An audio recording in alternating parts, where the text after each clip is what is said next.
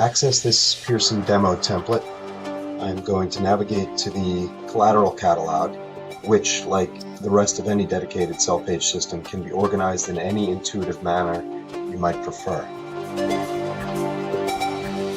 Arriving at the particular piece we may have been after, we would now establish our order, starting with our desired print quantity and moving to the turnaround rate that we need. Let's assume it's a rush. And finally, whether or not we'd like to download a PDF of our final piece.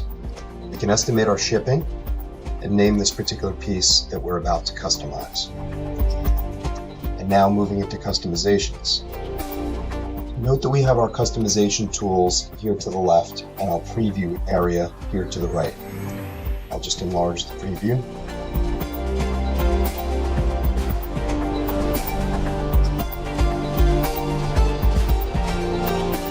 Okay, so on the front cover, this simple customization function that we've incorporated allows the user to enter the recipient's name, be it a school, district, county, individual, decision maker, etc. So let's go ahead and change what you're seeing here. Sample City School District to Anytown School District, and we'll update the preview. And as you see, we have our change on the cover. Moving on to page 2. Here the user can actually draft a brief introductory message of their own. They can input their own contact information, which the system can actually autofill by drawing from the user's account, and they can include their signature, which we can scan and store securely within the user's account to be accessed by them alone. So let's go in here, and we were saying replace this text with your own as just as a cue to the user, and we'll say perfect system for Anytown School District. Leave the rest alone for now, just for demo purposes. Zoom in to an extra large, and you can see here that our little edit to the existing note is in place. And again, the user can go in and they can change anything that they'd like to. They can draft their own letter from scratch. Zoom back out, and again, let's assign the rep signature. This would obviously be a list of reps, although, as I'd said, logging in, this user would only have access to their own signature. So this is Pam Harris. Let's say Pam Harris. And sales representative. Let's say Pam.Harris. And her phone. And again, we'll update the preview. Again, I'll zoom in. And you see we have Pam's signature and contact information here. All looks good. Moving on to page 3.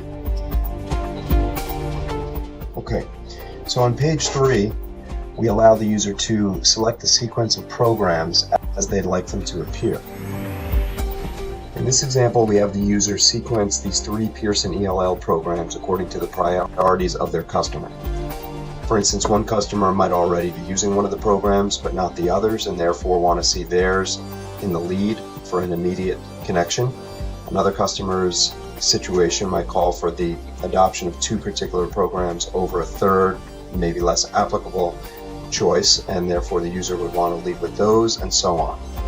So let's go here and make our decisions. Let's choose our first program. Let's say Language Central, our second program Keystone, and our third we'll make Cornerstone. We'll update the preview again. You'll see that these fixed content modules that marketing has drafted are placed. So in this instance, there's no free keying or anything. We're just letting the user place these static content modules in the sequence that they want. Okay, let's move on to page 4. Here on the left side, we have the user select an environmental photo that best reflects the customer's demographic profile or other characteristic. We provided a handful of different options, though the strategy and its implementation are wide open to alternatives. So let's just take a look at this. We're on page 4, student-teacher photo. As you see, we have several different options here. Let's choose young Asian teacher with a pencil. female teacher with a pencil. Let's update the preview, and you'll see that the appropriate photo was placed. Now we also have the user designate the program from which they'd like to showcase an Ames Web sample page or element. In this instance, we happen to have samples on hand from 2 of the 3 programs, so let's see what that looks like. So the Ames Web sample to display, we can choose the cornerstone or the keystone. For this, let's choose the keystone sample. We'll update the preview. And the sample that the brochure will show is drawn from the keystone program. All looks good. Moving on to page 5.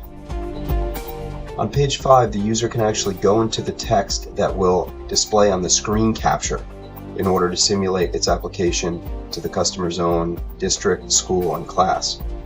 Then once again, SellPage allows the user to select the program to be showcased, in this case for the SELP2 feature.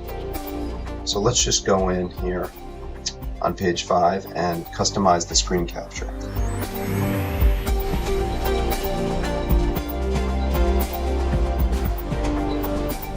Update the preview.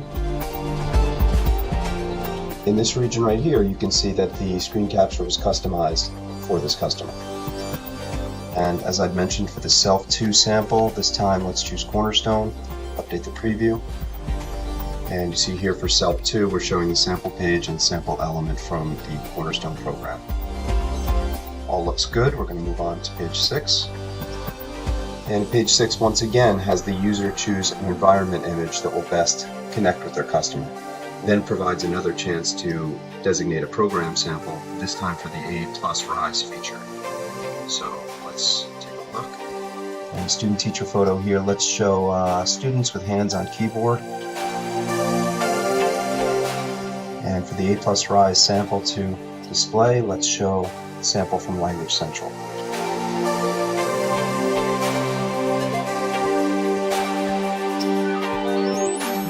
Okay, looks good. So we're going to move on to page 7.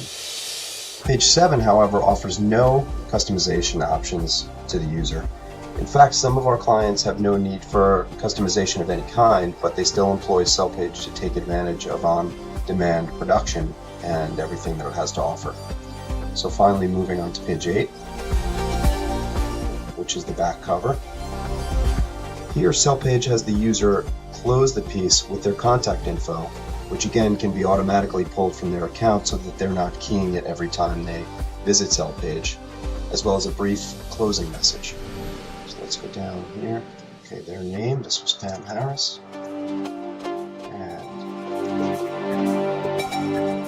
And brief closing message.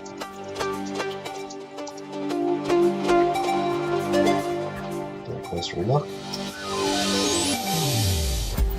You see Pam Harris's contact information, closing message. Okay, once all appears as it should, we check this approval box and we add this piece to our cart. And here in the cart, the user would find their default shipping location already populated, though this and any other order details can still be revisited. If everything looks good, we proceed to checkout. And like almost all other processes, SellPage payment methods can be established, tracked, and reported according to the client's preferences. There are many options, and the system's administration can truly be tailored to your specific needs. Okay, so our order is now complete and is stored in this user's account for later reorders or modifications, while the printer, either our own printer or one designated by the client, receives the necessary press-ready assets and order info to produce this job. The user can simply access their PDF directly from this screen. The PDF downloads in seconds and is ready for either self-printing or email.